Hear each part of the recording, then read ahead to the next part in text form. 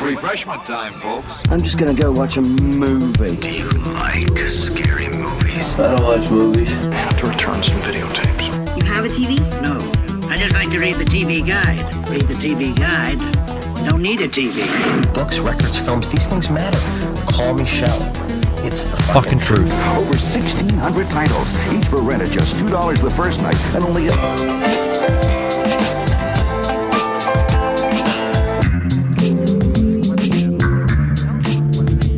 Finish him. I don't watch TV. Yeah, but you are aware that there's an invention called television, and on this invention they show shows, right?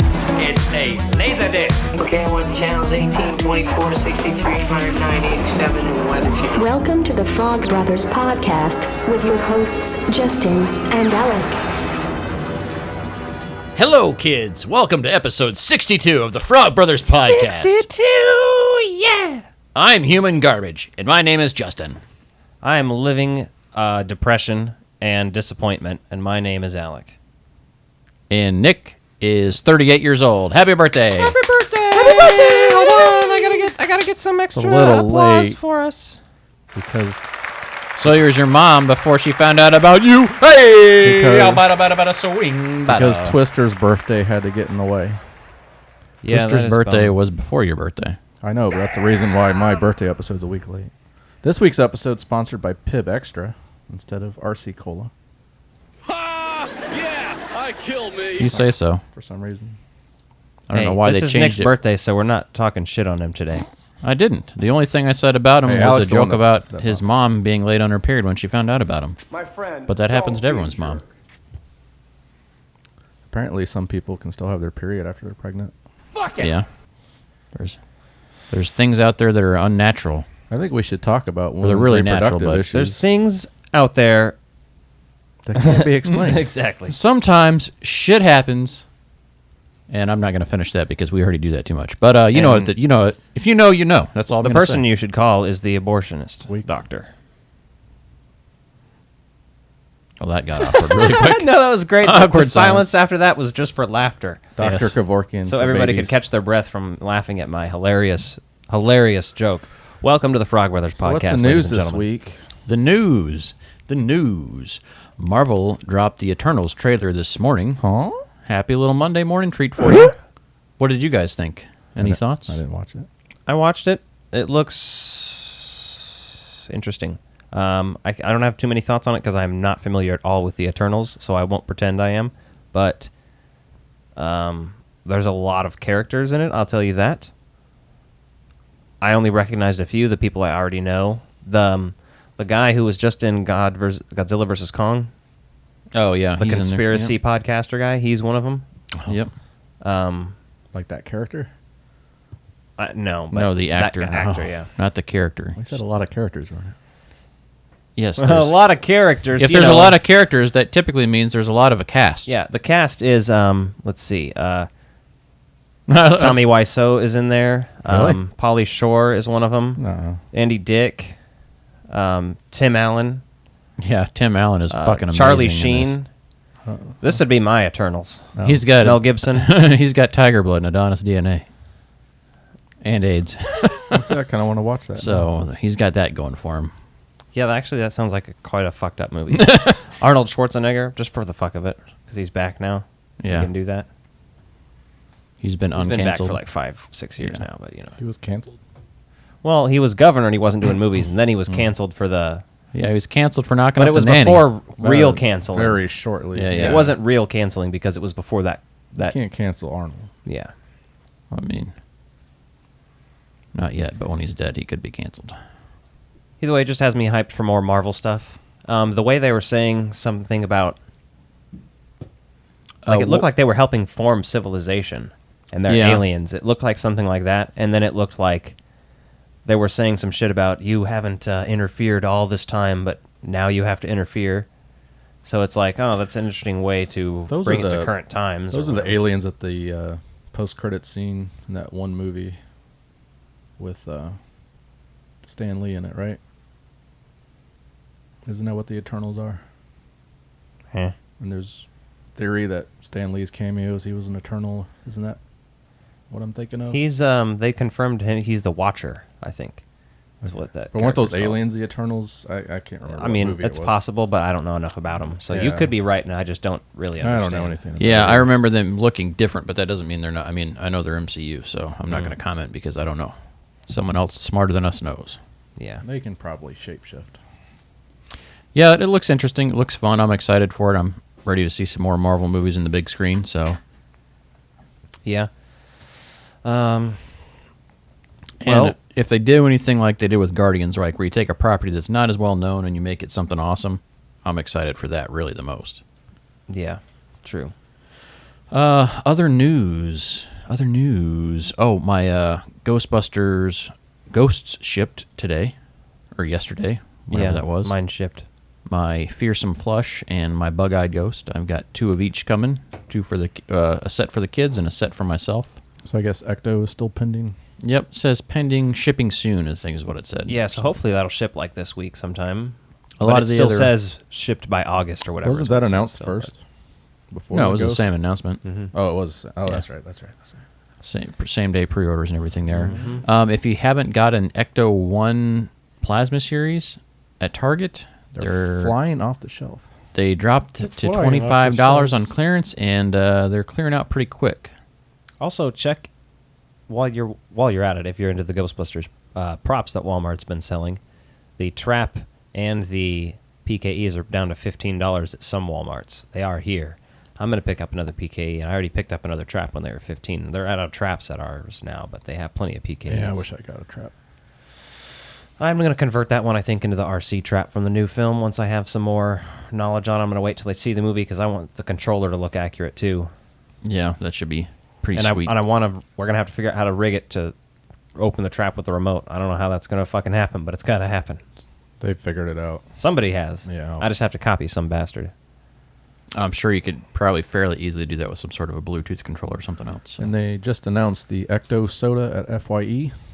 Yep, so Nick's going to get some of that. So we'll be doing a taste testing of that. I'll try. We have an FYA around here, don't we? An independent. Yeah, so I'll go by there and try to pick You can something order it too. online, too, if we fail to find it. Well, if someone rolls by and gets some, we can try that on the episode next week.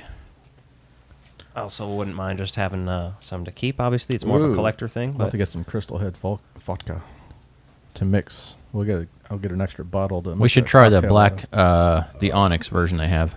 I haven't tried that kind yet. Here's some purchases made this week. I just bought a couple DVDs, and I rebought the Kenner fucking Stay Puft because I hadn't bought a second one to open yet. So I picked that bastard up this week. He's opened. Yep, I opened him because he's. I never had one of those. Yeah. Doesn't smell good. I used to like the way they smelled when they were new.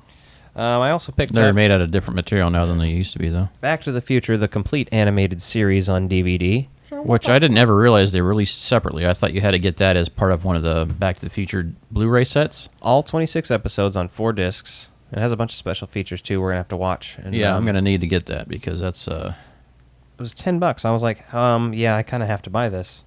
Then I picked up a couple movies that we're going to probably eventually cover anyway, at least a couple of them. Elvira, Mistress of the Dark. Highly recommend. That's a classic. That's a good 80s flick. Critters. Where did they come up with this stuff?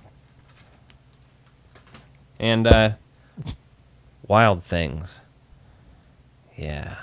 Which Alec just recently discovered. Yeah, I watched it for the first time a couple months ago and was like, pretty nice movie. Pretty interesting. What year did this Elvira come out? Is that not the old one?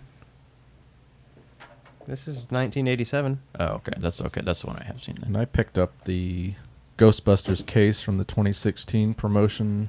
Still got the card inside for a free download and $5 off Answer the Call movie ticket. I have that in the detail. Hey, 5 years later. It's great. Yep. It's nice. I have one of those as well. And I picked up Aaron and Abby. Pretty good condition boxes here.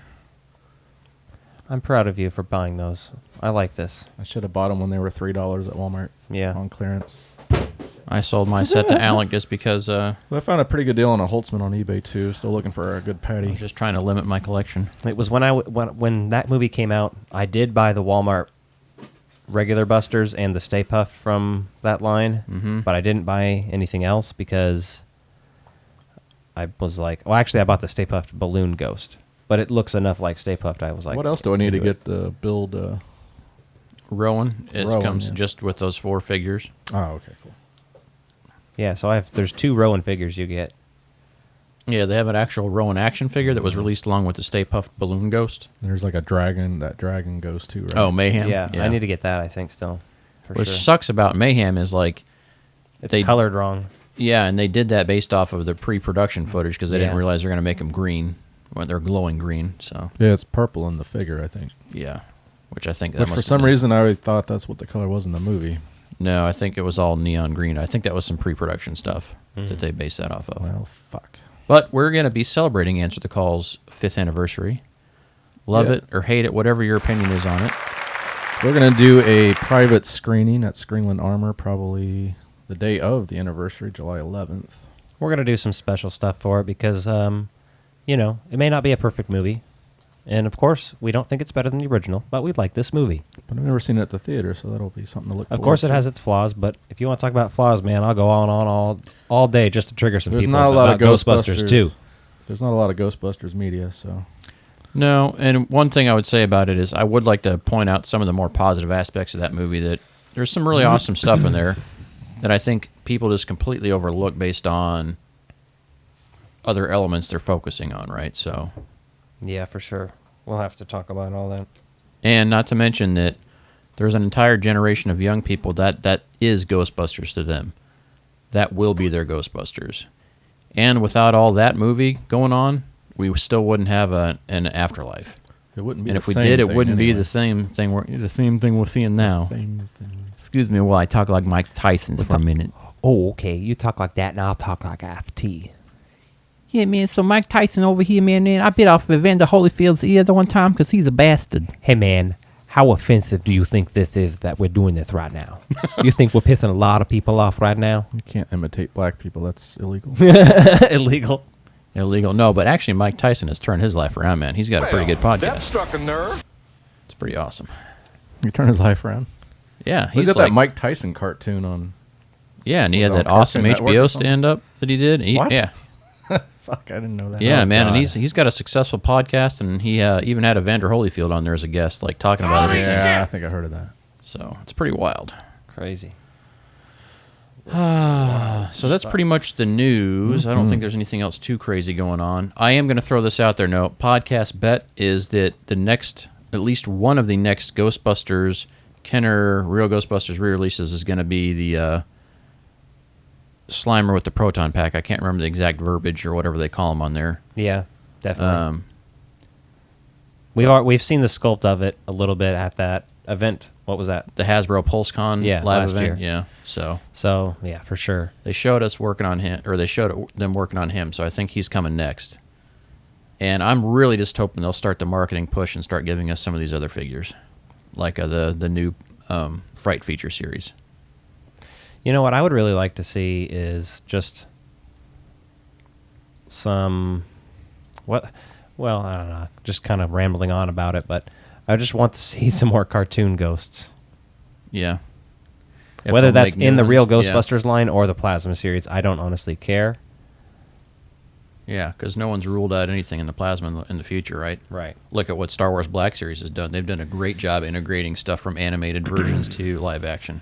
Maybe even if they start doing less than they were doing, they could at least... I mean, everybody wants new Extreme Ghostbusters figures.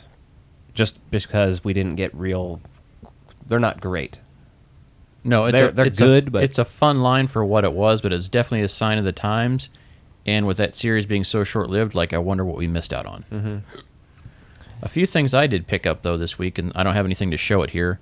I ordered Ghost Heads on Blu-ray finally. I've seen it before, but we're going to review that pretty soon here as well, because I think that's coming up on a 5-year anniversary. Didn't that come out around?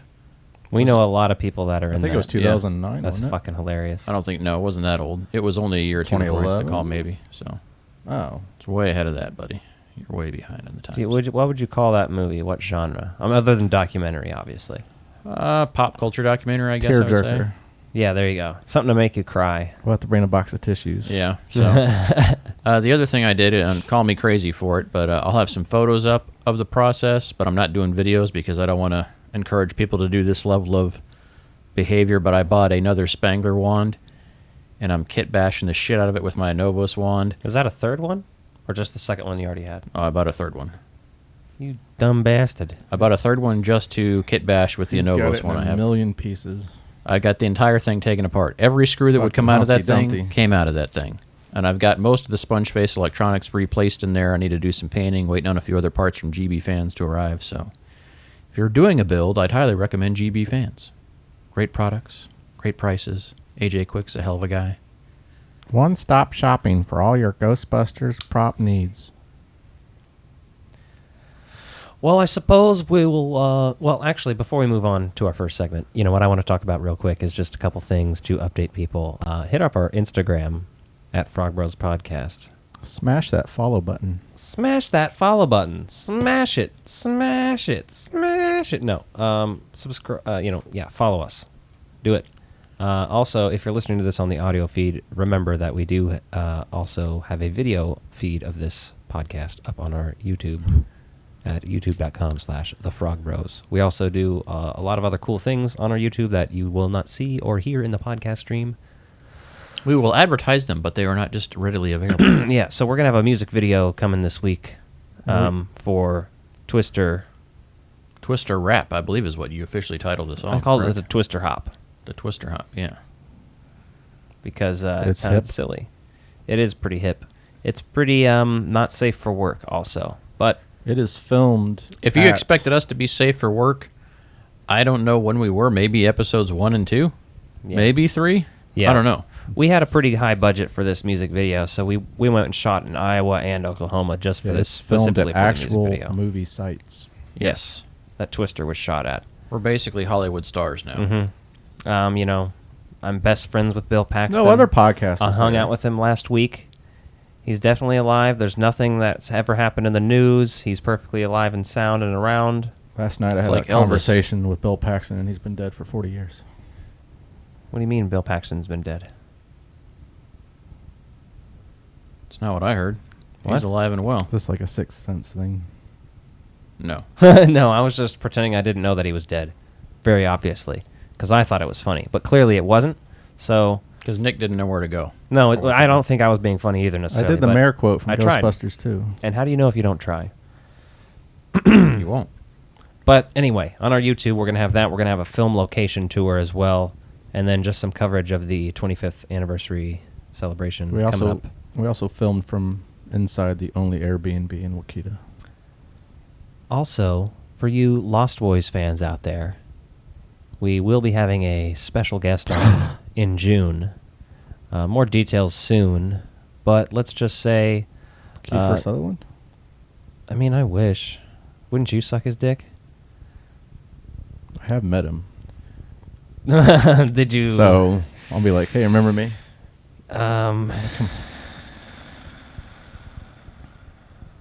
You sucked that guy's dick?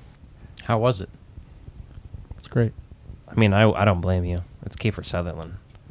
He'd be his like, first con that's appearance. right. I think he had like a cold or something too. Keep sucking, Nick. But he was in good spirits. Show me those nipples. I got a picture with him in my Ghostbusters attire. He's got a picture of And he himself loved it. inside you. I wish. You're Queefer Sutherland. You're licking more hot like. dogs, Nicholas. Oh my God! Could you imagine that pan and scan down to a dong from my hot dog, and Nick there instead of Michael? It's almost like the scene in Nothing But Trouble when he has the penis nose for a minute.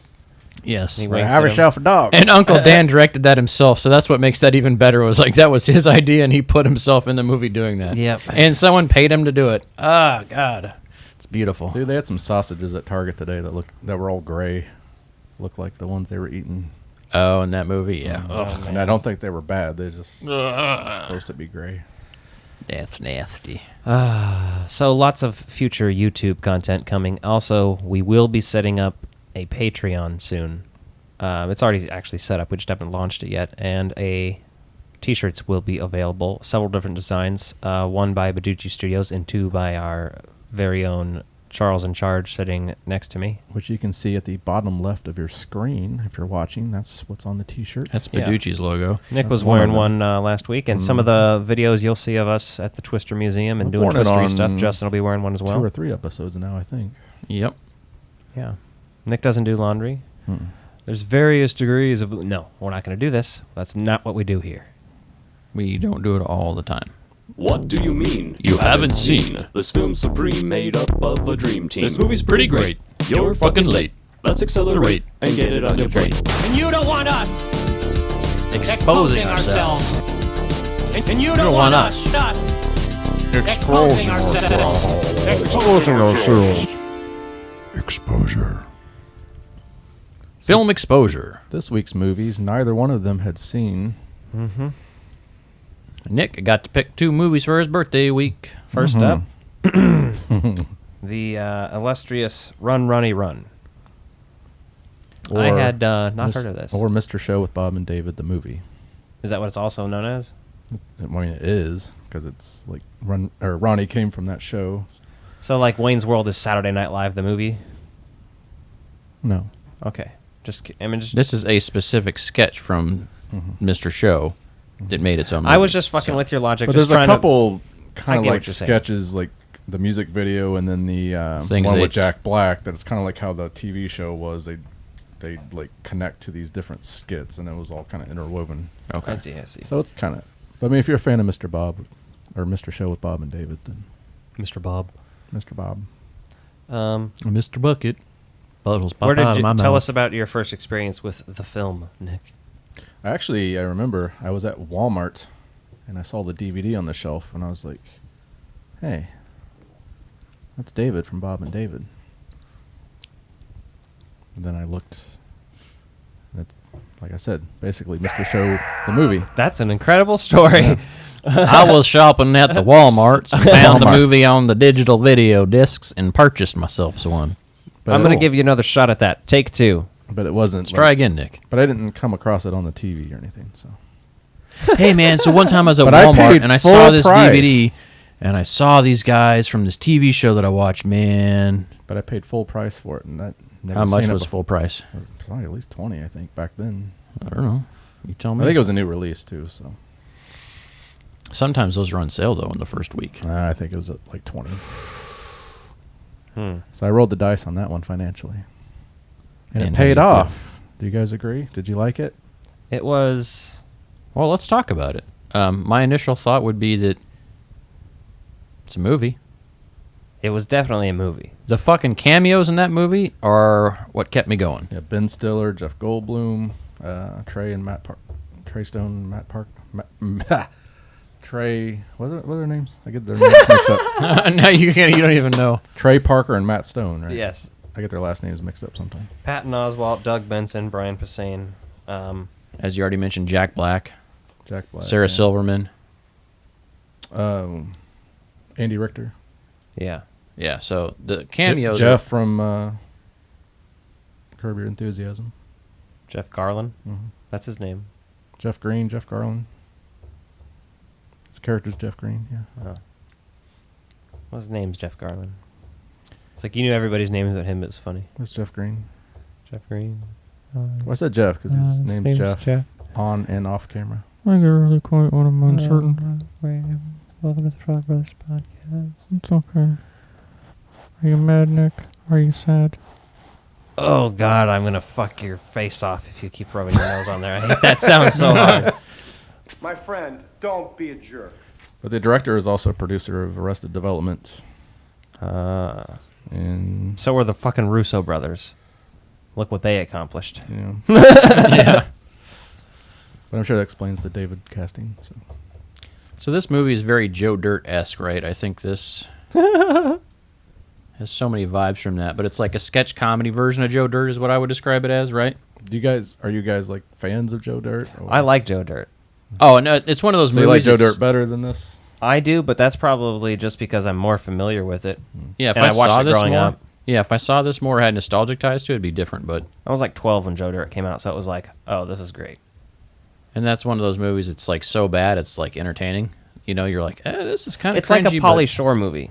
You know what I mean? Yeah. Without Pauly Shore. Obviously. But with David Spade. He could be in the Eternals too with them. David Spade. Yeah, he should be. I'm down for that. They should, actually, it wouldn't be called the External or the Eternals. It would be called the Returnals because they want to return all these motherfuckers. It's our parody spoof. Not porn, though. Just a parody spoof. Unless you want it to be porn. Then we can all get a pick who we be. Everything you're doing is correct. I want you to know this. No, I really liked... All right, the moment I knew this was going to be fucking just a halfway a bad time was the dog vomit. That's like at the very beginning. He's going to eat it. He's going to eat it. I can't even remember how he was saying it, but he was just like, he's going to eat it. I guarantee it. Mm-hmm. Fucking goes and, eats the vomit. It does a good job of poking fun at hill folk. So. Yeah. Yeah, so that's Clay that's making that bet about the dog eating the vomit with some other people there, and it's, Eat that vomit. And then, so you have David Cross as Ronnie Dobbs. So Ronnie Dobbs is this fucking bumbling redneck idiot that's always getting arrested. Makes frequent appearances on Fuzz, which is their cops. Yeah, they're knockoff of cops, and it's an entertaining thing. The spin on it is like when you have Bob Odenkirk's character come on as Terry, and he's like this TV marketing guy. You know, he does infomercials, and he kills the host with the fooderator. That kills the co-host with one of the things. The fooderator, which is basically just piece of metal flies out of it and stabs her through the chest. Bob Odenkirk has almost Adam Sandler vibes in this because he does such an annoying, bad voice impression of an accent. But the character was born without an accent, so he is in fact doing a fake accent. I know, but I mean, so he is regardless. A lot of they mention that so late in the movie though, but it's like it goes between British then between they must have written it in because they're like, man, you suck at this. New and Zealand, must have thought it was hilarious. His beard was pretty bad too. Yeah, look at it. Yeah, if you're familiar with Better Call Saul or anything like that, and you watch this and you're looking back, right? If you're not familiar with Bob's earlier work, he looks so different, especially with that jet black hair that he had for this whole thing, which is off-putting a little bit because it looks so creepy on him. My mom gave me $1 and dropped me off at the parking ride. Of course, that's Robert Smigel, but that's him and Bob Odenkirk as well in Wayne's World. Mm-hmm. Mm-hmm. Yeah. Which I didn't even realize until not long ago. Yeah, because they're fucking young as hell. The most offensive thing in this movie is Ronnie Dobbs meets a kid at the Make-A-Wish Foundation thing at his big party, right? It's a little Asian kid, and David Cross dubs. And David Cross dubs his Asian impersonation of this little kid, even though this kid's actually saying real lines, and God, holy fuck. He's got deformed giant if you feet. thought us just impersonating Ice-T and stuff was bad, at least those are people you know and people you could attempt to impersonate. This guy's just being outright rude and offensive to this kid. You feel bad for that kid. You're just like, oh, I'm in a movie, and then you're like, oh, and you're fucking dubbed by an old white dude? Fuck that. Ooh. Yeah. Cringe-worthy. What do they call Bob Odenkirk's character, the F-bomb, too? I don't feel comfortable saying that word. Jeff Goldblum is... well, when you think about it, they played up a Jewish stereotype, too, of Jeff Goldblum asking for a refund of his money, too. This movie is, fucking hitting off a lot of shit. That could have been their intention, but he was, at a new age circle discussion, and it was $1,500 just to sit there and say what you want. Yeah. But then Ronnie calls him, Jeff Goldenstein or something. Tom Kenny has a couple different appearances in this movie, too. Yeah. I think it was 3 he I was read. a news reporter, and then the new... He was somebody else too. I can't remember, but I read on the credits. It looks I think totally different in each one. So And this was a straight to DVD movie anyway. This went straight to home video. Straight to DVD. Yes. Yes. Straight. If it wasn't straight to HBO first, because I imagine they had something to do with it. Since they own Mr. Show, I think. I don't know. I'm not an art clerk. Alrighty then. So, Nick, why'd you pick this movie? It's just something I thought of that you guys hadn't seen. But I actually haven't seen it for a while, so I wasn't sure how I'd feel about it now. That's hilarious. It was my early 20s when I first saw it, or maybe late teens. So, did it hold up? fairly well. I think it wasn't bad. It felt very much like Joe Dirt, where like it's such a ridiculous and annoying thing. There's some stuff in there that was brilliant writing of comedy. You could tell. If you really enjoy poking fun at hillbillies. Well, there was just a couple moments where I was literally just burst out with laughing. Yes. And there's a lot of it where you're just more roll your eyes type comedy too. That's pretty good accomplishment, though. Yeah. Yeah. Yeah, I'd watch this movie again just because there's enough funny moments in it and the cast alone is like, okay, I can deal with that. It's definitely closer to good than bad for sure. But it's in there with, like, if you like Pauly Shore movies and shit like that, that's goofy and kind of... Yeah, there's like this offbeat, like lowbrow comedy style that it works very well for, right? It lends its style to that. But again, like I said, it has some of those brilliant comedy moments like you'd expect out of something like Arrested Development or Curb Your Enthusiasm. So let me ask you this, Nick, since I'm not familiar with the Mr. Show, how many of the jokes were like reused? You know, like when we watched Mr. Bean, we talked about how Bean like reused some of the same like comedy sketches. I haven't bits watched and through stuff. Mr. Show in a long time, but I don't. Other than the basic premise of Ronnie Dobbs, I don't think, because they never went that intricate, you know, and showed like his friends and. Oh, okay, that's fair. I don't think. I was just curious, like how in depth they went with that, you know, and if anything was rehashed, because I think that's the tough thing about adapting like a small segment like that you're just getting the most laughs out of. With like, how do you recreate those without just reusing from memory? the same I don't shit? think Ronnie Dobbs was in too many episodes, and the skits are fairly short, so I don't think there'd have been a lot to rehash. That's fair. Whereas Mr. Bean had a lot of episodes, and I see. But that reminds me, we need to try to find the European version of the Bean movie, since apparently they cut out all the repeat jokes. Yeah, the reused shit. Do that and cover it again. Fuck it. Fuck it. We'll cover it again. Fuck it. Fuck it. Well, you want to Let's move on? along. Footloose and fancy free. Top five. Top five. Top five. Top five. Top five. Top five. Top five. Top five. Top five. Top five. This is top 5. Yeah, this is top 5. The year is 1983. A woman goes into labor.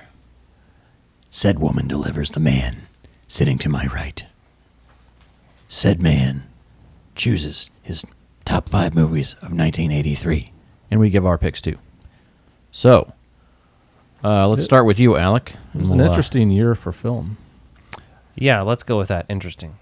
Yes, Alec, what's your number 5? This movie has not... this year has nothing on 1984 somehow. Oh, no. It has some gems. What does? 83.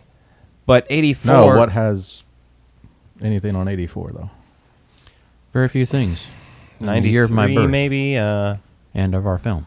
I'm not 100% sure on that. But yeah, but that's what I'm saying. It's the year before, so it's like... It's close in time. But anyway, my list is going to be a little fucking weird, but hey, what are you going to do? My number 5 stars James Woods, baby. Videodrome. Very nice. Very fucked up movie we recently covered, I don't know, 5 or 6 episodes ago at this point, I think. But David Cronenberg directed. Very fucked up, weird movie. I like the vibes. I just like that movie a lot, so... I did like too, but I think I've only seen it once now. So I'm not saying it's like one of the best films of 1983 necessarily. It's just his top 5. Yeah, because it's definitely out there and it's kind of, you know, weird and shit, and I get that. But that's one of those movies that gives me vibes. You know, when I watched that for the first time with you, it was like, okay, I could see myself having really enjoyed that movie had I watched it sooner. Not that I didn't enjoy it now, but I'm just saying it would be like in more of a regular rotation. Mm-hmm. If you had a history with it. Yes. I watched it for the first time when I was like 16, I think. Very nice. On like HBO or somewhere, and I was like, fucking A, this is weird, but fucking also, A, man. Fucking A, man. So that's my number 5. What is your number 5, Justin? My number 5 is the movie Scarface. Push it to the limit. That's just such a well-done movie, even though they miscast. And, yeah. It's got some casting issues. It was... Like what? Well, you, first of all, don't even use... What? He's supposed to be Colombian, correct? And so you use a non-Colombian person to be Colombian. You use an Italian man to be a Colombian. I don't know, man. That's like just a classic Hollywood whitewashing bullshit type of a thing. Just one of those. Is he, I'm looking him up now because I'm like, I'm not sure exactly what he is. He's a human. Yeah. Alex looking it up. Why divide ourselves? Well, you got to talk about some of these social issues and just be aware of that shit because... They didn't give a fuck in 1983. I know, they didn't, but we are going to fucking address it now because this is real life. Dead air. Yeah, well, I mean... Say something whimsical as you scroll. It's Pacino, so... Yeah, what can you do? You get... Isn't he Italian? He is. Yeah. But Italian is close Maybe Italy is close to Spain, you see. And Spain is close to Colombia. And Spain is... what is the line from It's Always Sunny? Spaniards banged the Mayans, turned them into Mexicans. If you say so. But yeah, Scarface, I enjoyed that movie. It's well done. Obviously, if you're any kind of a fan of hip-hop, like that's the whole fucking obsession for that movie in the underground hip-hop world. So I just admire... I like how a movie can influence music so much from that bullshit. Walk along the razor's edge. Push it to the limit. That's fucking song rips, man. That song's a ripper. Mm-hmm. What's your number 5 there? Also, pretty much Grand Theft Auto Vice City's based off of that. Yeah. Yes. Pretty much. Mm-hmm. Basically. Definitely. What's your number 5, Nick? My number 5 is about a mom and her son and a killer dog. Cujo. Yep. I remember watching it a lot as a kid. Unrestricted access to HBO and Cinemax and everything. But I think I watched it with my mom, too, so... Hey, speaking of which, didn't Disney Plus announce a Turner and Hooch Yes, they did. Disney Plus series? Yeah, I didn't look into that. What is that? A TV show? A new movie? I don't know if it's a series or a movie. Either way, I'll check it out. But it has neither Turner nor But I'm going to tell you, you can't fucking kill the dog because that immediately is going to fucking piss me off. Hooch has been spotted in filming. And that dog dead? I mean, it's obviously recast, motherfucker. Maybe it's even a remake. Yeah. That's probably... It could be a sequel series, right? You never know. Fucking Tom Hanks could pop up out of nowhere. That's Hooch's son.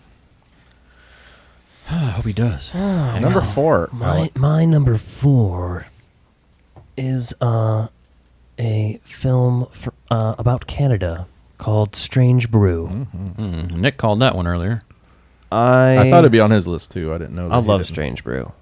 I think Justin's only seen it like once or twice. But I've been watching it for like 3 or 4 years now.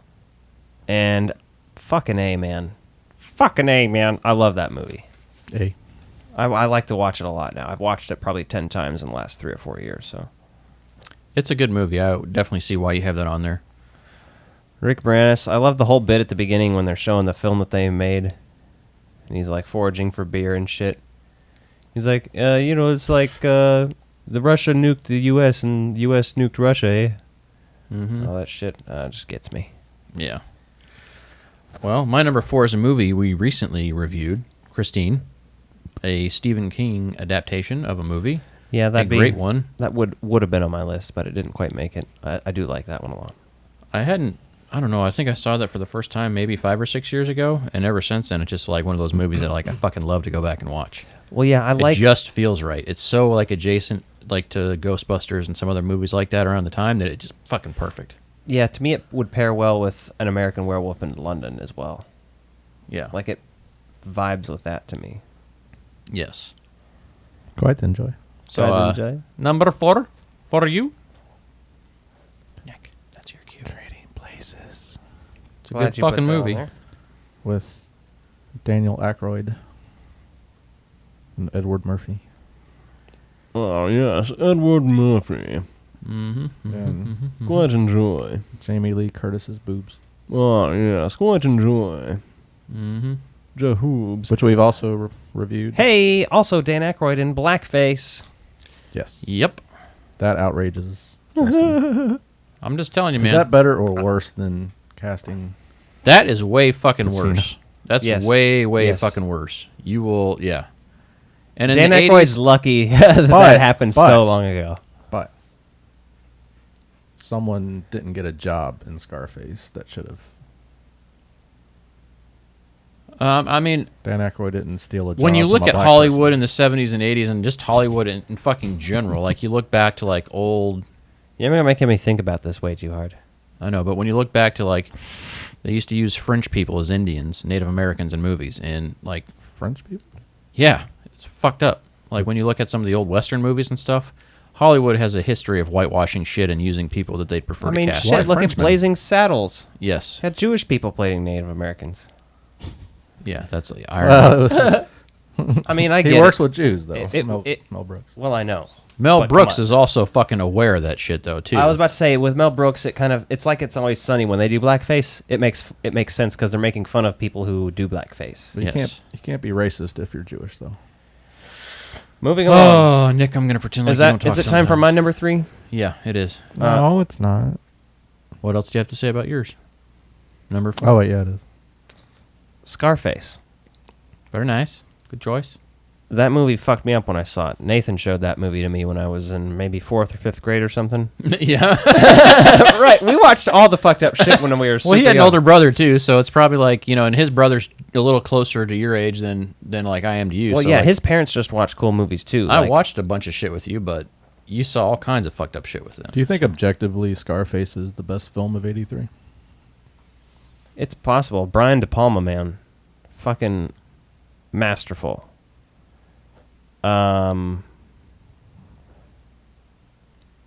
I personally went by the stuff that I can rewatch the most. Well, right. you It's know? my number 3. Objectively speaking, though, like, is it the most well-crafted, well-written story? Right. Possibly. It might be a better achievement than any other film. Right. But hey, I don't know. It's also a remake of a 1930s film. What was it called? Scarface. Oh. And they're remaking it right now with Diego Luna. Hmm. Well, they've been supposed to be. I don't know if they actually went into production or not, but it was written and like he was casted Like as shit. remake? Well, it happens all the time, man. Yeah. Not a legacy sequel. No, a remake. Son of Scarface. So yeah. Anyway, the soundtrack. Brian De Palma. Your high school diploma. Jesus Christ. Is that diploma or prom?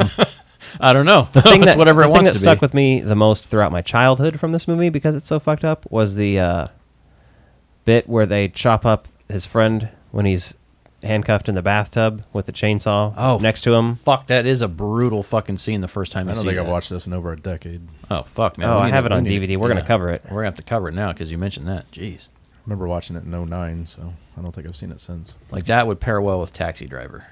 Like those, when I was watching a lot of movies like this, I was watching Scorsese. those. Yeah. Mm-hmm. Well, my number 3 is Trading Places. Oh. Whoa! My God. Justin, I love you that. put Blackface as number 3 for your Blackface. favorite movie. I'm just... Blackface. Listen, I'm high. Yeah. No, I try to overlook that scene in the movie, but I'm glad we did call attention to it because we know we can't just ignore it Bullshit. because of our white privilege. White privilege, like G-Scoop. But he's I'm not just like saying. he's not a character you want to imitate or think is an intelligent, good person either. Well, that's what I'm saying. It's yes and no with it like almost his plays, story but arc. not quite. Yeah. He's like really hating on a black man. And you could also argue, well, he's in a movie with Eddie Murphy. Eddie Murphy's okay with it, but I'm not excusing it. I'm just The saying. saving grace for Dan Aykroyd, I guess, is that he didn't write it, but he did agree to do it. So that's where the problem lies, right? But at the time, And- like, look at all the fucked up stuff they did in movies then. So Dan Aykroyd clearly doesn't have any problem with black people because look at him. As All a- of his music in his movies, not to mention just Blues Brothers, is based Yeah. around, hey, I like what black people are doing. Let me do that. Although that in itself, So I mean, Ack- you could so you could call Aykroyd that has a problematic, but- history of appropriating No. black music. Is what you're saying? Well, that's what you could call Blues Brothers. But anyway, well, that's besides the point. I'm saying even in like Nothing But Trouble, the soundtrack to that, the soundtrack to the Ghostbusters movies, they're loaded with black artists. yeah, I mean, you forget that he helped launch Tupac Shakur's career by having him in Nothing But Trouble, the only movie he directed. So he got somebody in there and like had that song for his stuff. so and like, Tupac would still be alive if not for Dan Aykroyd. no, Is that what you're saying? But he wouldn't Not have had a necessarily. career, so nobody would care. yeah, that's real fucked up. Wow, we just lost somebody. Someone's like, well, I'm changing this fucking shit off now. Yeah, I kill me. No, but I think what works so well about that, and like you see, like so when we were at Ghostbusters Fan Fest, you heard Dan Aykroyd talking about in front of fucking Ernie Hudson, you know, about casting. Say the words. Casting. Today, Junior. Well, just wanting to cast Eddie Murphy instead of him, like right at the fucking thing. Like 35 years later, he's still fucking talking about, oh yeah, we almost had Eddie Murphy, and he's like, really, you motherfucker? Right. But it would have been Eddie Murphy instead of Bill Murray, though. No, he still would have been there, but there's... No, it was Eddie Murphy, Dan Aykroyd, and Belushi. Eddie Murphy Originally. was going to be Winston But in the Belushi draft, would have though. been Murray. Yes, and he had a lot of the Venkman's lines jokes. Or Belushi would have later been switched to Venkman. Venkman. Yeah. Yeah. But I got what you were saying. I just Right. wanted us to clarify that so it didn't make us look stupid. Right. No, but the issue there is that... Yeah, you see... You see how this... I got her figure right here. You see, though, with... I also want to point out that Abby's eyes are pointing in two different directions. Dude, all those paint jobs are fucking terrible. Aaron looks a lot better. You had to look through the shelf to find one that didn't have fucked up eyes. Yeah, I didn't have that option yesterday. Well, too bad. Sunday or whatever. Saturday. So, yeah, no, Trading Places is just hilarious in concept, you know, especially at the end when you're like, oh, it's a $1 bet. Same kind of shit still going on. Rich people are getting away with fucking over other people. Yeah. And then those characters Nothing's show changed. up again in No, the Coming two to America. The, And they're mentioned in the sequel. I don't know. I turned it off. Okay. But You turned it off? Oh, I God. didn't even try to watch it's it. too much modern music that I don't enjoy. Oh. That wouldn't bother me. I could probably watch it. yeah. Well, I mean, that was not the It's only... probably shit like Kendrick That wasn't Lamar, my right? only issue, but that made it too much. Yeah, with music, if it's in a movie, I really don't let that define a movie for me. No, I mean, but like, I understand you're live sensitive to that. performances on the... That's fine. I think it really depends on shit. It's like... But neither one of you have seen it, I guess. Nope. Yeah. I'm really glad we didn't review it, though. Well, What's what your, are we on? Yeah, Nick. Nick, what's your number 3? My number 3 is Return of the Jedi, starring... You want to hurt me? Go right ahead if it makes you feel any Why does better. that upset you? No, just go ahead. I'm just giving you shit. Why does it upset you? That's my number 3. It doesn't. Because it's not my number 1? Is that why it upsets you? I guess. I don't know. I like Star Wars. What do you want from me? Mhm. Go ahead. Just tell us what your number 3 is. Yeah. Return of the Jedi. Tell us why.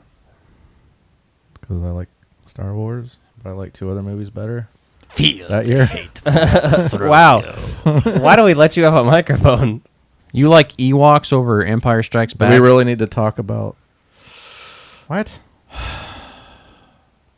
We're talking about... No, you can talk about we're why talking it's... about 1983. You can talk about why it's... Do you love Star Wars, Do we need though? to talk Like, more about Star Wars?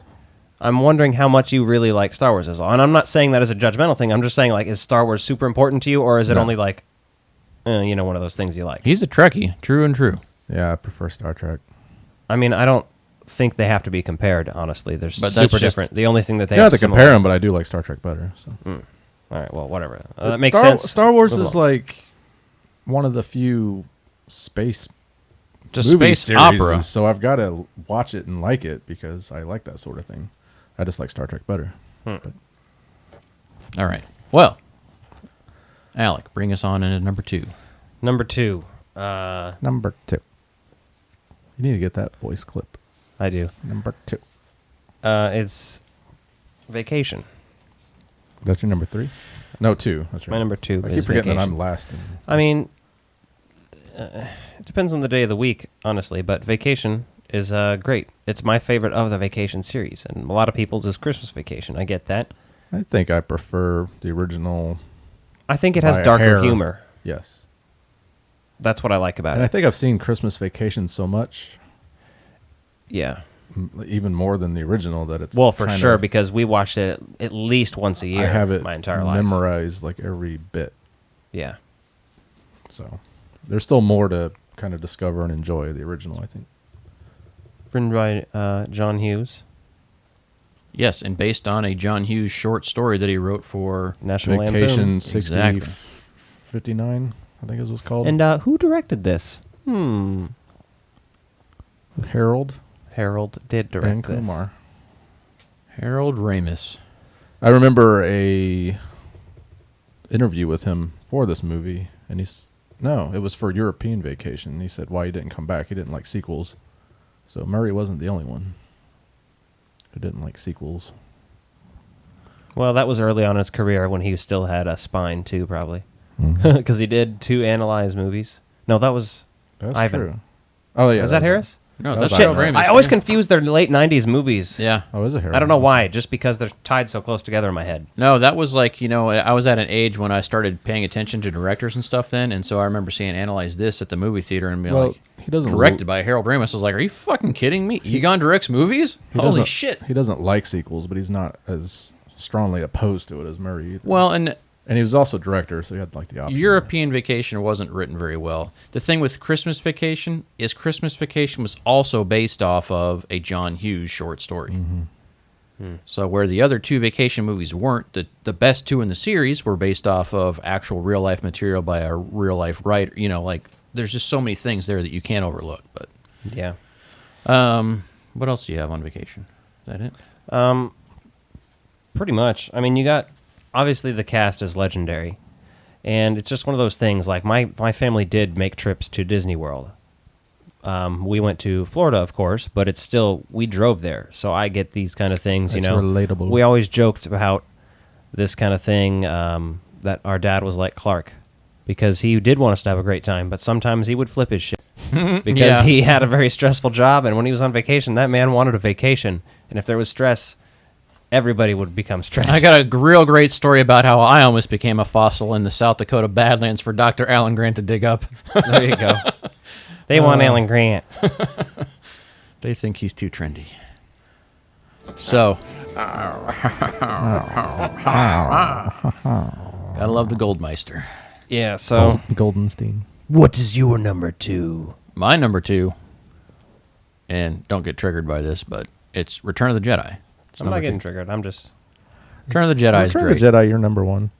Return of the Jedi is not better than The Empire Strikes Back, You'll have but to hear it's my a good reasoning. movie. I'm not... That's fine. I mean, there's things in Jedi that it's like I have the least amount of fun watching that movie start to finish, but there's some of the most fun stuff in a Star Wars movie in that movie. As far as action sequences go, but there's some stuff in there that really just... so that's why it's only number 2 for me. I'm not very good at ordering either. It's like, what do I put 1, 2, and 3? Well, right. Some things are just so close. If you had to watch I didn't think about this very hard. I literally was just like, nope, that has to be number 1 for me. That has to be 2. Yeah. These are basically in the order of what I would like to watch them, like right now. Pretty much. So. My number 2. Yeah. What is it, baby? Octopussy. Oh, I forgot you're a big James Bond fan me too. I did notice that on the list, though. There was 2 James Bond movies this year.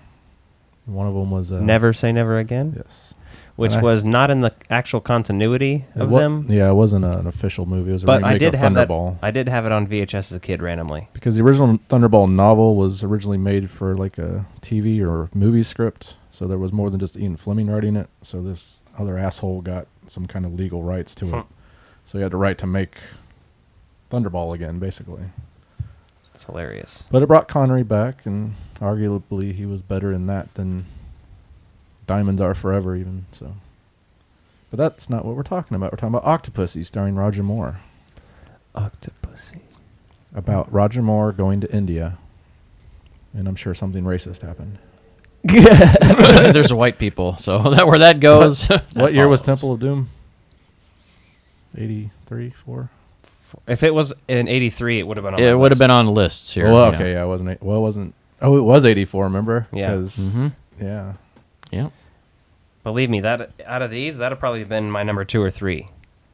Like, Octopussy's not a bad Bond film, but Roger Moore's starting to show his age. I can't remember that one enough. And I don't I'd like have to rewatch it. I didn't like Maud Adams in it, the main woman. But Still, though, if you had to watch any of these movies right now, that'd be your pick. His number 2. I've seen Return of the Jedi so many times, I don't need to watch it again. All right, fair enough. My all right, number 1. Alec, bring us home to number 1. Return of the Jedi, and this was my favorite as a kid because Ewoks. No. Ewoks. Speeder bikes. Speeder bikes were my favorite thing when I was a kid, and also That's because he also had Rebel Assault 2 on PlayStation, which you got to ride a speeder bike on. Yes, and also because the beginning of the movie has one of the most iconic, just that whole, everything at Jabba's palace is so fucking good, and that's some of the best stuff of the movie. It opens up strong. To me, like, that's what I was saying. Like, the opening sequence of that is fucking flawless. The main issue with the Ewoks wasn't even that they're cutesy and stuff. It's really just some of the way they kill stormtroopers. It throws, well, that too, but it throws the pacing off, I think. Because, like, they get kidnapped by the Ewoks and all that other shit. Yeah, there's just things in there that, like, it doesn't feel... If they weren't quite so effective in the battle, I think that would have been fine. Like, if they were just kind of a minor distraction to the Empire. Well, here's the thing. I can just ignore the Ewoks because it's like, whatever. Because the rest of that movie, there's some fucking shit that I love. There's a lot of great stuff, yeah. The ending space battle, I don't even really care for that much when it's Lando and the Falcon and all that shit. It's kind of cool, but really what I'm trying to pay attention to then is Luke and Vader and the Emperor, because that is also that and the space so battle. good. I could give not a shit about what's going on the planet. I gotta tell you, yeah, like in that whole movie, like there's some interesting stuff on Endor, but I really don't give a fuck about anything going on that planet. There's too much going on Endor. Well, they try to tie too much into the kidnapping, and then they turn the Ewoks good, and then the Ewoks help, but then they're still like, Then you have the ancestral realization. Yeah. Yeah, and that whole video, if you've ever seen that. And where did the Ewoks get a change of clothes for Princess Leia unless they already ate a humanoid? Yeah, you forget to talk about the cannibals eating people. I was like, clearly they were going to eat them. Yeah. They didn't think 3PO was a god. Mm-hmm. Which that bit's funny too. Which then they seem to think he's not a god until Luke makes him levitate. And then they think he's a god again. I don't know. What's your number one, Justin? My number one's Vacation. Yeah. This movie's fucking perfect. I was going to say the same thing. A lot of people say that about Ghostbusters, but I think Vacation also. Vacation's perfect. There's not a thing in that fucking movie I would change. I mean, it's a Harold Ramis directed movie. It's written by John Hughes on John Hughes' real stuff. And it's so fucking relatable. As a kid, it's relatable because, like, it reminds you of your dad. And as an adult, like, it's still relatable because you still remember being a kid. I still remember my dad, but now I'm a father myself, so I'm just like... Eventually, I'm going to be taking road trips with kids, and like I hope I'm not an asshole like my dad was. Let me go ahead and say this is also my number one. Go for it. This is also my number one. I just fucking love this movie. I could watch it over and over and over and over again. Kind of got a hankering to watch it now too. It's fucking road trip season, right? Fucking A, man. It's one of, and like Holiday Road we listened to on our way to Oklahoma. Like, how do you take a road trip and not listen to that song? And our family took like this 2-week-long road trip vacation in the summer one time. We drove like all over the Midwest and did like all the touristy sightseeing shit with a pop-up camper, and it was like our fucking real-life Griswold vacation. And my ass hurts on these chairs after sitting through a whole podcast. Need a cushion. I did buy the cushioned ones specifically because I could have bought the metal Where are ones. No, the cushion. Oh my god, it does. Yeah. Fuck. They're not even just raw metal. I'm gonna start sitting on a little pillow. I'm gonna bring one of those donuts for people with butt sex, hemorrhoids, and other anal trauma. There you go. Anal trauma. That sounds like a fucking metal band name. We are anal trauma. Anal fish. Pull down your pants and show us the moon, baby. Show us the You guys moon. haven't covered Vacation yet, have you? No. But I like say that said, because you guys. I have all 4 did a lot of the of episodes Vacation before movies, actually, and the There's remake. 6. There's Christmas Vacation 2. No, there's not. And there's the one with Ed Helms. I have that one, but I do not have Christmas Vacation 2. I actually watched it because I did a watch.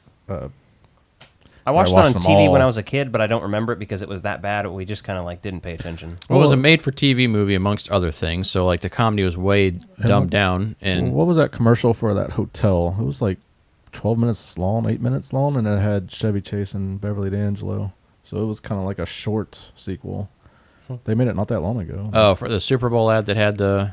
Was it? No, there was something before that. It was like an ad for some hotel, and it was pretty long. Yeah, but I thought that was for the Super Bowl, but I thought they had the extended version of it. I thought they showed a clip of the Super Bowl and had a long I thought they did version of something it. else for the Super Bowl recently, too. So I watched that as part of my marathon.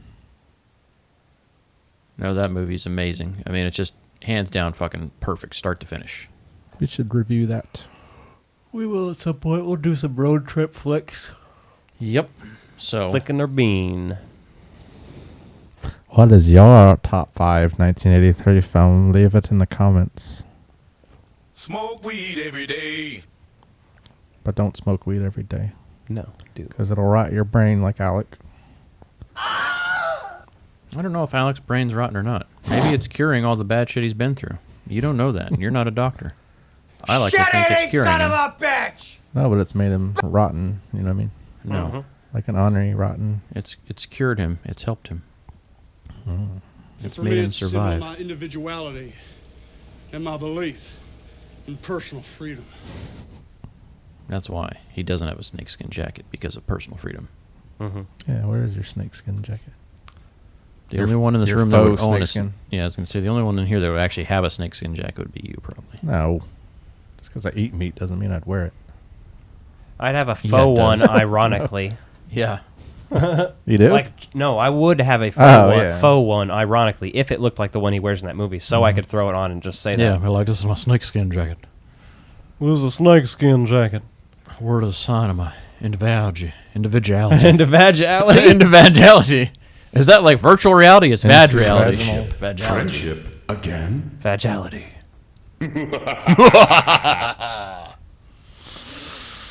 Somebody stop me. Well, I suppose we're doing another segment here. You know what I just watched? Me pulling a can off some moron's fist? Return of the Jedi. Did you see Alien? When that creature was Speaking in of that Return guy's of the stomach? Jedi. Oh my god. You ever seen that really old movie? Empire Strikes Back? Jesus, Tony. Welcome to Retro Release Reviews. This was going to be a new segment called Nick Pick, which will be a segment. If we decide to let Nick pick movies besides his birthday every year. Well, unless you guys were severely disappointed with my picks this time. No? I don't know. We just don't want to give power where we don't know if it needs to be yet. I'm just going to be honest with you, Nick. You suck. When I Google Twin Peaks, the restaurant always comes up first.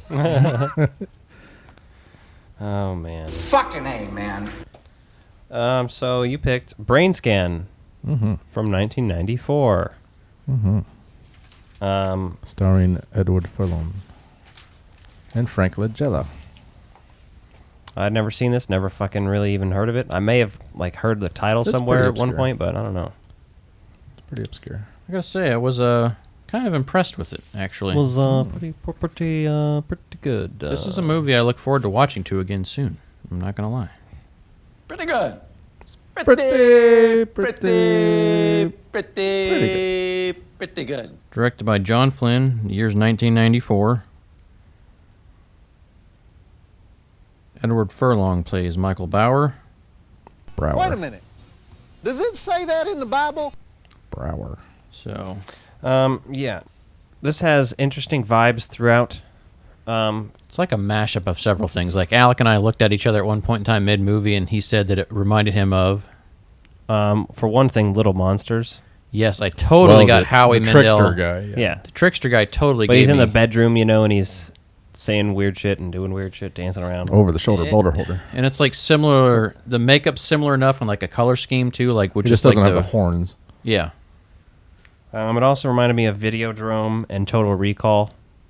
Yeah, the video elements there, the whole concept of a disc and... If you have not seen this movie, go watch it before you finish this podcast.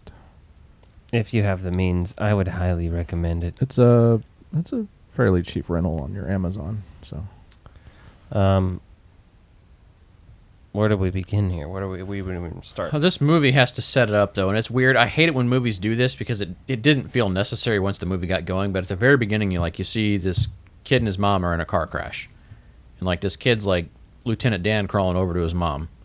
And, they skip ahead to the future, and you find out that the mom died, and this kid's, like, kind of handicapped from it, but not really. It explains his limp, but I'm not sure the limp was really crucial. It wasn't really to a the key film. element to the movie. Like, they talk about it like that. Maybe in the script it was played up, but it didn't really show off that way. It didn't seem like taking the limp out would have changed anything. And there's like one other kind of a flashback scene that references that, but beyond that, Although like that I might could explain him being a loner, though. He feels like he's well, yeah, and I think that's what cripple they're or trying to something, get. maybe. But At the same time, that just shows you what a monster his father is for fucking being absent, even though the kid's mom's dead. Like, you don't have a fucking nanny, you didn't get remarried, you have nothing for this kid besides a fucking place for him to live.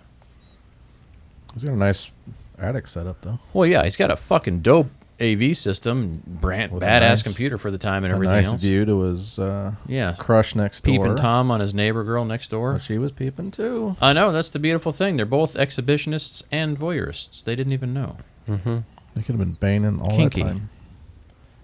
They could have just been watching from their own rooms. If they're young, they're teenagers, they could have just been doing their own thing. But he's a big horror movie fan. He runs the horror club, horrors club at his high school. But his principal got mad over whatever movie they watched, Death. Mm-hmm. Death. Part 2, mind you. Mm-hmm.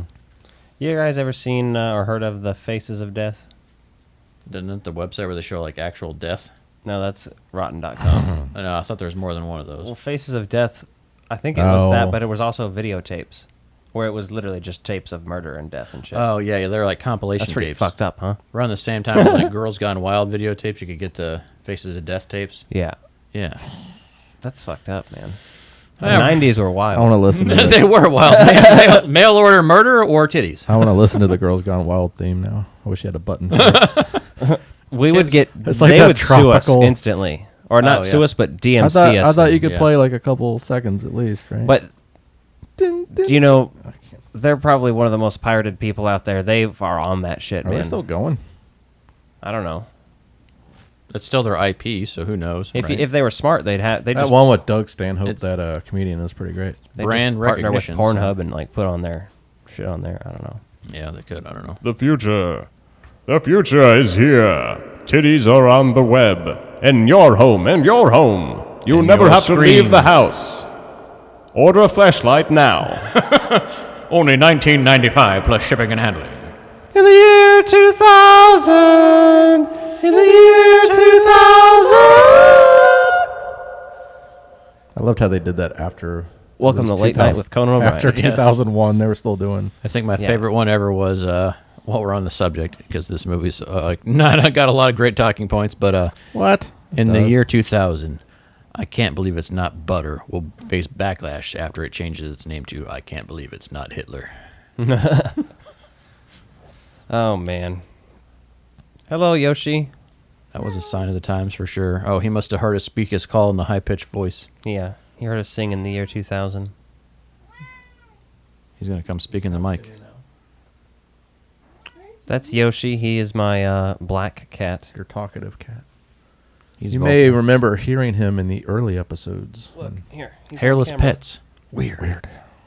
Show off his nutsack. This one's not fixed yet. Give It me has yours. to be. This one's hung like a He's, I You don't know want if to he's- meow like a in the tiger. mic? I don't know if he's hung like You anything. want to play with a big kid? His balls hang like a tiger. But he walks around swanging his nuts. Yeah, he does. Like, it's like- swing that juicy thing. It's like a hillbilly truck. You're not going to understand swing that juicy thing yet, but you're going to like it. I guarantee it. So back to So his friend Kyle, I believe, introduces him to Brainscan. Brainscan Which from is an issue a- of Fangoria, by the way. Which is a call-in-order disc. It's a mail order service basically for It's through your what they phone. describe as the scariest experience of your life. It's phone and CD-ROM based, I guess. And it does flashing lights to, like, hypnotize you, I guess, basically. Yeah. Yoshi. It's pretty wild, right, at first, because when he first starts playing the game, I really like that. And the thing that works so well in this movie is you feel so much of the vibes of this and, like, the current video games you play. Like, right, if you're a big fan of Call of Duty, I you get wish I those could vibes and things. stab a stranger in a video game. I don't know if you mean that about real life or not, Nick. I just So I don't guess know. he stabs, like, a neighbor or something, just a stranger in his bed, and then Yeah, so he goes and stabs the neighbor, and like cuts his foot off, his tattooed foot. No, you can't go Puts it walk in the out there. freezer. which is interesting because then you see like, the brain scan. You see him come out of the simulation there, or come out of the game, which obviously changes later on, right? And this is one of those movies that's ambiguous enough with like what's going on. You don't really know what's going on, which Well, is great. I like how it doesn't answer all your questions. He goes to the neighbor girl's house and then sees it on the news that it actually happened. Yeah. And that the foot was missing, so he definitely... Then he sees the foot in his freezer. Yeah, that's when he finds that foot in his You're freezer. tapping your nipple. Couldn't tell if you were tapping your nipple or petting the cat. Just petting the kitty. I don't even know what you mean, like this. Never mind. Stop trying to climb on the table. It's like, I'll do what I want. I'm Rick James, bitch. See, he's going to get better. He's going to be more sociable. He's trying to mute Nick's microphone. He's like, God damn it, get this motherfucker. He tried to steal my Taco Bell earlier. He stole one of my sauce packets. That doesn't surprise me. It's the only Yoshi did, thing not Darwin? Yeah, it was Yoshi. Wasn't it? No, it was Darwin. Oh, it was Darwin. Darwin's a thief. Yeah. Yoshi's a little more respectable. Yeah, he's got more sense than that. Yeah, I didn't grab my feet on his couch. I got a little more sense than that. Earlier, I had vegan gravy that came with the thing. I poured it out on my plate. Oh, yeah. And the cat, Darwin, slapped his hand into it, scraped it forward, and then licked it all off his hand. And I was like, you son of a fucking bitch. So then in Brainscan, right, you go deeper and deeper, and you see the trickster appear. Way down. Deeper and deeper. Was it like right after he discovered the foot in the freezer that he makes his first appearance? The Foot Clan? Mm-hmm. Yeah. Danny? That punk bitch Danny? No, Alec disagreed, but I felt like the special effects, like the CGI in this movie, was surprisingly well done for 1994. The practical effects I loved, but I did not like the CGI. The CGI looked like direct-to-video to me. It's low budget and the year it was and everything. I mean, the CGI looked pretty good for that year, in my opinion. Because, I mean, you're looking at Jurassic Park just having really fucking exploited the market for that. So, all things considered, it looks better than some movies I saw through the early 2000s. Yeah, but Edward Furlong was in Terminator 2, okay? The CGI in that, compared to the CGI in this, is like, that was some laughable shit. And it wasn't, some of it was hardly even CGI because it was just like stretched images and stuff like that. Yeah. So some of that worked okay just because it looked better than some of the, I don't know. But they probably generated that with a computer. Anyway, so you see like the trickster come out of the screen that hypnotizes you on the screen, just like that, hypnotize you. And he's kind of comedic at the same time as being sinister. He doesn't come across as the greatest villain, right? You know what I just thought of? He's got the same haircut as a lot of girls now, where they shave the side of their heads. The side shave, that kind of the faux hawk thing going, Yeah, that's an old goth thing from the time. It's been around. Yeah, everybody's doing it now. It's trends again. Well, yeah, the mullet's coming back too. So, oh, jeez. Again, I mean, Alec's responsible for that. My hair has nothing like a mullet. What are you talking about? I thought you were going to do a mullet though. I was going to do a mullet for like a week so I could film a bunch of videos. Yeah, when he's ready to cut his hair, he'll do a mullet for a few days just for content. I don't know when I'm going to cut my hair though. I might just leave it long and flowing, get it real long and weird. Yeah. When I grow out my hair, I usually let it get weird. A little Tommy Wiseau there. So, this trickster character, I don't know like how to describe him because he's trying to have a sense of humor. The performance reminded me of Brandon Lee in The Crow, just like the way his body mannerisms were and the way he acted and kind of like jumped up on that table very much. Like his fingers are lengthened too. Reminded me of whichever Arquette was in Bride of Chucky. Oh, yeah. On the bed. Yeah, it had those vibes. I mean, it wasn't a terrible performance. It was interesting, but it was never sinister to me. It wasn't scary at all. He didn't overdo the comedy, luckily. Yeah, I mean, because you start to worry that you're going to have, like, Freddy's Dead, the Final Nightmares type, like, one-liners, and you don't really get those. They don't quite cross the line. Worked in its favor. I thought he's fairly sinister, though. He's got a good look to him. Yeah. The look was the only thing that I really liked about him. I mean, it's not like he's an asshole and like... I thought he did great as the character. They just should have given him some more interesting lines. There was things he did that I liked, but he was a little flat in character. And the thing about this movie is like the way they kind of end it, you feel like they're really trying to make a franchise around this villain, right? And I see the potential there for that. I just don't think they executed on it well enough in this movie. Yeah, I do want to see the sequel with the principal. Yeah. So... but eventually you find out that he gets deeper into this simulation or this game or whatever they call it. And they say it's not a video game; it's way more advanced than that. Kill the witness, and he's got to kill the witness, and so he kills his best friend Kyle. He's freaking out about that, like losing his shit, and then people find out about that. The bad thing is this detective that's in there the whole time, like keeps kind of coming around, like snooping around, seeing things. The bad thing is they don't show him killing his friend, which Yeah, I thought that was kind of... I don't know why they left that piece out. They don't show him do anything in that playthrough. It's really... It's not as violent as you would expect. Budget. For The first one, the More first than kill likely. was fairly. The one they do show was fairly violent, especially cutting his foot off. Yeah, and there's stabbing him in plenty the of back blood. was like pretty run of the mill, but the hacking the foot off and like sawing the foot off was the really gross part. Yeah. Did your cat just attack you? No, I just couldn't tell if he was going to try to do something I didn't want him to do. What do you think, Alec, about this film? I liked it. I need to watch it again to really talk more about it, I think. Yeah, we're all a little distracted, too. But I did like it. It definitely, like I said, reminded me of a couple other different movies. I liked the vibe it had. It even reminded me a little bit of Idle Hands. Ooh, yeah. Okay, yeah. I could see that. It was definitely more serious than that, for sure. Yeah. Yeah. But it definitely had a little bit of that. Just precursor to that. Just the general overtone of kind of some the of the music anti-character. was like, oh yeah. Yeah, I really love the music. And the fact that he's obsessed with a girl across the street kind of thing. Yeah. But dealing with this fucked up thing and trying to hide it from her while also being interested in her. Maybe even a little bit of Disturbia, which came out later. That's what I was about to say, Disturbia, which I really like. I have that as well. We'll cover that sometime. It's a good one. I guess the thing is, like, at the end, it kind of shows that he's coming out of the simulation, like, and he looks up and he goes to the party that we'd seen earlier in the film, and we're like, oh, okay. So the whole thing was a simulation. Yeah, so the whole thing was like the game disc, right? And you don't know if like that's all the discs that he got in a row. You know, they said there's like 4 parts to this, so they don't really explain that piece. But Apparently there wasn't. It was just one part. Yeah, but I mean, they just like leave the simulation open to interpretation. So, and then at the very end, obviously, you see the trickster again, like in the principal's chair, because he gives earlier the principal on the disc. They set this whole scene up, and the principal's like, "Your horror club's banned until like you bring me content that I can screen before and approve."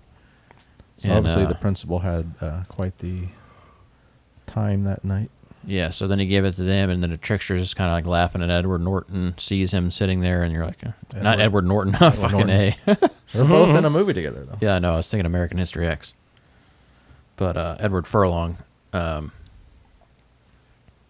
basically sees the trickster in that chair and, like, you know, kind of looks at him and, like, leaves like he's done with that. So, you know, just kind of leaving those vibes like, oh, is his simulation really over, or is it not? There's a cat on camera now. Yeah.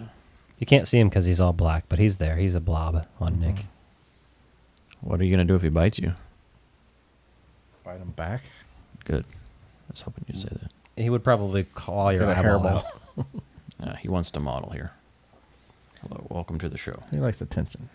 He loves it. He lives. But he also runs away from it. Well, it's got to go. It's got to be on his turn. It's got to go to his papa, so you can see the cattail if you're watching the podcast. It's one advantage to watching. You get to see all the shenanigans here in the video. Is there going to be store. hilarious cat videos on the Patreon? Sure. Because everyone loves only if you hilarious buy cat those. videos. Only if you buy butt jewelry for the cats, like you sent in the Oh my text God. earlier. I thought that was a cat butt plug. Ow, claws. When he enjoy the scratching, you know? Yeah, they do the kneading or whatever you call that. It's like kneading dough. It feels like getting a shot in my goddamn leg because he just grips. He goes for it, shit. So, Brainscan. It's a fun watch. If you're a Edward Furlong fan, I'd say check it out. Obviously, if you were to rank his roles, American History X, Terminator 2, maybe this, yeah. I was about to say, I don't even know what else he's in other than these 3 films. I could agree with that. Unfortunately. Yeah. American History X, he's a much more rounded character that develops. So, I think that's and a troubled youth. And like in Terminator 2, he's just kind of like there to he's still be pretty part of young. the rest of the story. Yeah. Because you just can't. Okay. Why? You live. You got to tell that to the cat now. You I will just live. can't. I basically just got shot in the leg with a cat claw. Cat scratch fever. So, let's move along. What are we moving along to here? Twin Peaks. Can we cover Twin Peaks? We now return to the real Ghostbusters. Yes, we can. 11:30 a.m. Got to dig into your memory. Entering the town of Twin Peaks. Pretty good.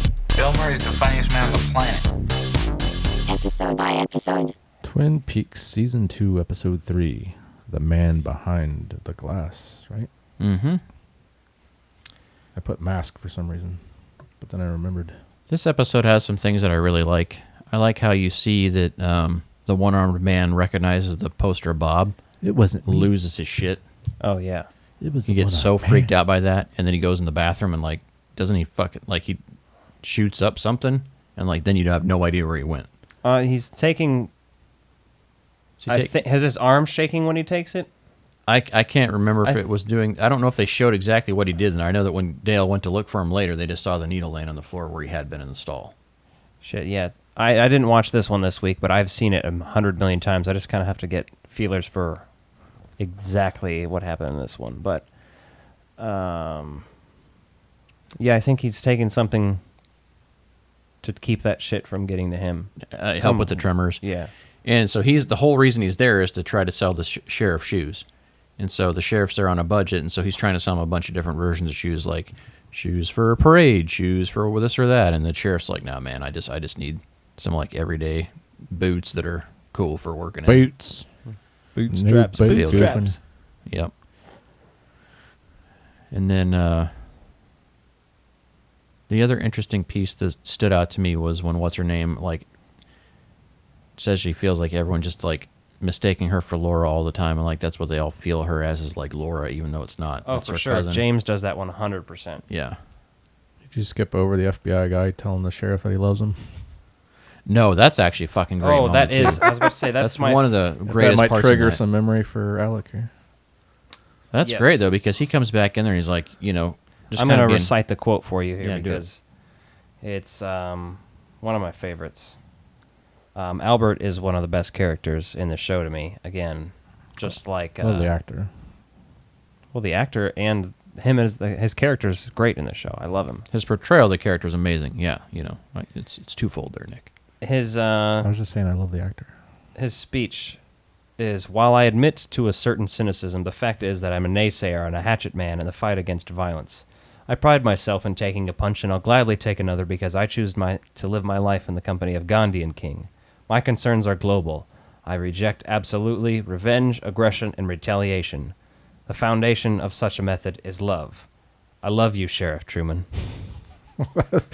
It's one of those classic lines. It's like way some David Lynch writing, man. Yes, but it's like way ahead of its time. Like somebody that's like truly just like ahead of the human population at that moment in time. He has another speech he gives to Cooper, where he's like, "Stand on the rim of the volcano and do your dance.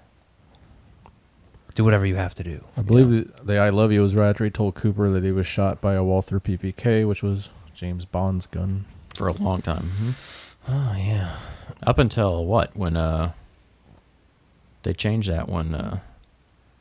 It's in most GoldenEye. It's in most of the novels, and then I think in GoldenEye. Tomorrow Never Dies, he started using the P99, and then it's like GoldenEye. You used something else. And then in Daniel Craig's second movie, he went back to the PPK. I mean, they only called it a PP7 in the game, I think. Yeah, they didn't. Yeah, like, they didn't pay for the licensing. Rights. Yeah. The other games had different names for it too. PP Wiener. Welcome to James Bond Talk. Pee pee poo poo. James Bond Talk. It's the James Bond Hour.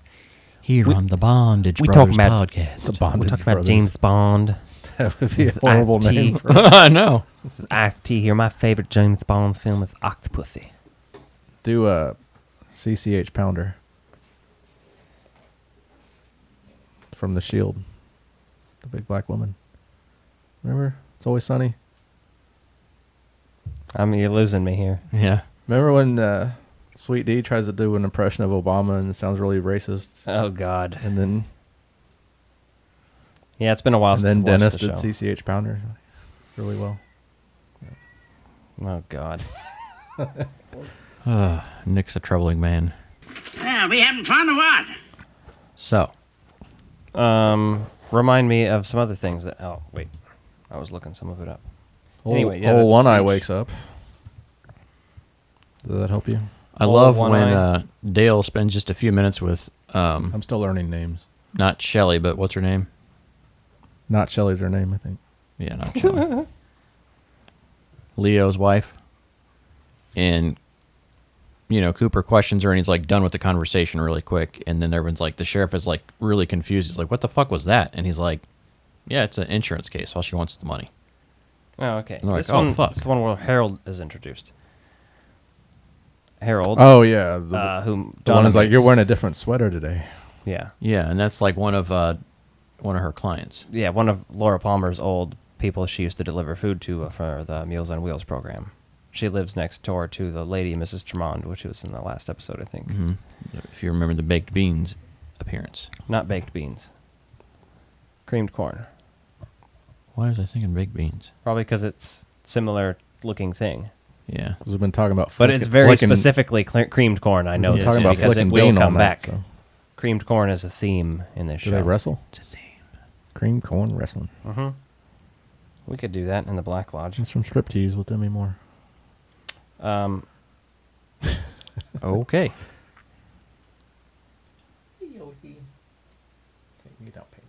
Yeah. Audrey's drugged by Blackie. Because they still have her kidnapped. Yeah, they're still trying to figure out what to do with her. And they bring in that, what's he, like a hitman or something? Almost. And they bring him in to try to determine what they're going to do with her. Jean Renault. Oh, yeah, he's another, he's Jacques' older brother. Yeah, he makes that appearance. And then Shelley's husband. Leo? Oh, who owns the diner? Who owns the diner is Norma. Yeah, Norma's husband's there in Hank. that conversation. Yeah, Hank's there as Yeah. part of that thing, and he's talking about doing that. So, like, he's clearly like the muscle that does whatever people need done. Yeah, kind of. That's why he was in jail. He did time for Josie. Remember, they talked to her. Yeah. Oh, yeah, sees the poster of Bob. It's this really thoughtful breakdown here. Like, we really weren't prepared, but, hey, we're I didn't get through to finish it, and he didn't watch it, so it's all on you, Dustin. Yeah, I watched it last night, so I was slightly distracted, too, so. Oh, Leland is arrested. What does that mean? Does that mean you're getting your ding-dong played with? No, I just had other shit going on at tore the his, house. Oh, well, he that's tore his Spengler wand into a million pieces. Lame. No, I wasn't even messing with that last night. Oh. He was just jerking off. You were kind of putting it away, I think, when I got I there. usually come over here to do that. Jerk off at your brother's house? Donna just discovers being the weird and diary creepy. hidden at Harold's at the end, and before that, though, is with the cats. When Leland is arrested because of Jacoby having a vision sort of thing in his dreams or whatever, and telling Truman. Yeah. Because those two are on the same wavelength now that he's less of an asshole. In season 1, Jacoby's such a fucking weirdo, you hate him. He's a worm, he's a weasel, I still hate him, but... Yeah, but he's less... He's useful is all. Yeah, that's it. I mean, he has a spiritual wavelength there, so Cooper has a certain level of respect, and he knows he can get information from him. What are you, a fucking dog or a cat over here? He's like making like Nick's a seal over here is over like here. smacking his face around the microphone like it's a dick. You don't have to fillet that, Mike. You call me Mike? No, I said you don't My have to name's fillet Nick. that mic. Known each other It's a for microphone. for like over 2 years. You don't need to fillet it. Fellatio. Is that why they call it fellatio? You're sick, Marv. This train is derailed, and the only thing that's sad about that is that I wish it was a real train and that I was actually killed right now. Because that's how bad this last segment went. But hey, it's okay because I didn't even watch it. I'm glad. So I don't blame anybody but myself. I'm glad we're not dead because I'd still like to see Afterlife before I go. I blame myself. So Obviously, do I. there's plenty of other things I like to see too, like my children grow up and be happy, all that kind of more fucking like Don't backpedal existential now. shit. But in the moment, if Titties. Alec's gonna drive us off a cliff or some shit, if Alec and I are gonna thumb and Louise it, we're locking you in the fucking trunk. I'll start driving on all our trips. We're gonna dress up as women and everything when we do it too. Yeah, We'll have to get a convertible. we could just that cut won't the be a roof. problem. If And I'll we've be- decided to kill ourselves, I'll it be won't be a Brad problem to steal a convertible. Yeah, I'll be Brad Pitt. it won't be bad. There'll be nothing to lose at that point. I'll steal. You'll be in the trunk, is what you'll be. Ooh, what car would we steal? I don't know, whatever they use in not is it- Thelma and Louise, but He's Fear and Loathing, because it's also like a red okay. convertible, and we can get a trunk full of drugs. Yeah, we can have some mescaline back in there too. You want to Okay. do some mescaline, Nick? Well, if I'm gonna die, I guess so. You're gonna die in a trunk on On mescaline, drowning probably. Don't or worry, die we'll from let the you wear impact. golf shoes though. It'll be fine. And that is basically how we're going to end this shit show this week. Yeah, pretty much. So look forward to a hot new music video hitting the streets this week. Oh yeah. Remember to subscribe on our YouTube, youtube.com/thefrogbros. And smash the like button. Twitter, bros_frog. Instagram. Give us a frogs. review on iTunes or Apple Podcasts, whatever the fuck you're doing. Yelp. Tell a friend. If you Yelp. like this bullshit, tell a friend to listen to If this you too. hate someone, tell them Mm-hmm. about Frog Brothers Podcast. Yeah. If you're fighting with your spouse, This tell is a them about podcast us. you should wish on your enemies. Can't you play all episodes nonstop, like one button? And then Good night, everybody. When you go out of These are my town, dinner guests, the Frog Brothers. Frog Brothers. Frog Brothers. These are my dinner guests, Frog Brothers. Frog Brothers. Frog Brothers. These are my dinner guests, the Frog Brothers. Frog Brothers. Frog Brothers. These are my dinner guests, Frog Brothers. Frog Brothers. Shut this off. Shut these all off.